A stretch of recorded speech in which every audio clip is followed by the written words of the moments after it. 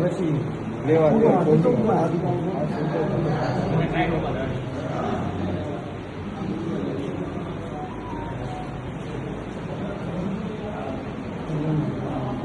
કરતા આરોપીને પકડી પાડવામાં છે. કોણ છે ને કેટલા? રાજકોટ શહેર પોલીસ દ્વારા વિવિધ પત્રકારિતા કરતા એવા પત્રકાર જે લોકો પાસેથી ખંડણીની માંગણી કરે છે એવા માણસો વિરુદ્ધ અમે ઝુંબેશ હાથ ધરી હતી. માનનીય સીપી સર અને માનનીય એડિશનલ સીપી સર દ્વારા રાજકોટ શહેર ક્રાઇમ બ્રાન્ચને સૂચના આપવામાં આવેલ હતી કે એવા ખંડણીખોર પત્રકારો વિરુદ્ધ જેટલી પણ એપ્લિકેશન્સ હોય જેમાં ગુના બનતા હોય એમાં ગુના દાખલ કરવા માટે સૂચના આપવામાં આવેલ હતી. તો એ ઝુંબેશના ભાગરૂપે ફરિયાદી વિજયભાઈ પાડલિયા દ્વારા રાજકોટ શહેર ક્રાઇમ બ્રાન્ચમાં એક ફરિયાદ આપવામાં આવેલ હતી.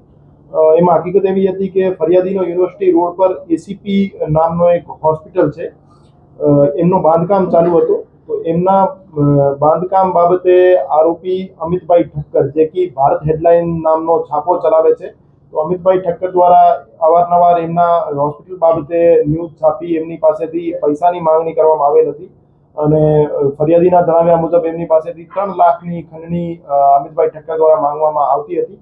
અને આની સાથે સાથે ફરિયાદી પાસેથી રાજકોટ લાઈવ ન્યૂઝના ભાર્ગવભાઈ હરીશચંદ્ર આચાર્ય નામના જે આરોપી છે એમના દ્વારા પણ 50,000ની માંગણી કરવામાં આવેલ હતી. તો આ બનાવને ધ્યાને લઈ રાજકોટ શહેર ક્રાઇમ બ્રાન્ચમાં 308(4), 356 અને 54 આ બીએનએસના સેક્શન્સ મુજબ 3 આરોપીઓ વિરુદ્ધ એક ગુનો દાખલ કરવામાં આવેલ છે અને 3 આરોપીઓને અત્યારે હિરાસતમાં લઈ એની પૂછપરછ કરવામાં આવી રહી છે અને પછી એમની કાયદેસર કાર્યવાહી કરવામાં આવશે. ત્રીજો આરોપી યોગીરાજસિંહ વિજયસિંહ રાઠોડ છે, જે 50,000 રૂપિયા લેવા માટે એને મોકલવામાં આવેલ હતા. તો એનો પૈસા માંગવા પૂરતો રોલ છે, તો એને પણ કસ્ટડીમાં લેવામાં આવે છે. જે ભારત હેડલાઇનના અમિતભાઈ ઠક્કર છે એમની વિરુદ્ધ જૂના પણ ખંડણીના ગુના દાખલ થયેલા છે, જેમાં રાજકોટ શહેર ક્રાઇમ બ્રાન્ચ રાજકોટ શહેર સાયબર ક્રાઇમ પોલીસ સ્ટેશનમાં એના વિરુદ્ધ તપાસ ચાલુ છે, જેમાં એક ડોક્ટરના ન્યૂડ વિડીયોઝ રેકોર્ડ કરી એને બ્લેકમેલ કરવામાં આવેલ હતા, પૈસાની માંગણી કરવામાં આવેલ હતી. અગાઉ પણ સર ગાંધીનગર કક્ષાએથી આમની વિરુદ્ધ કાર્યવાહી કરવાના આદેશ સર આવ્યા હતા.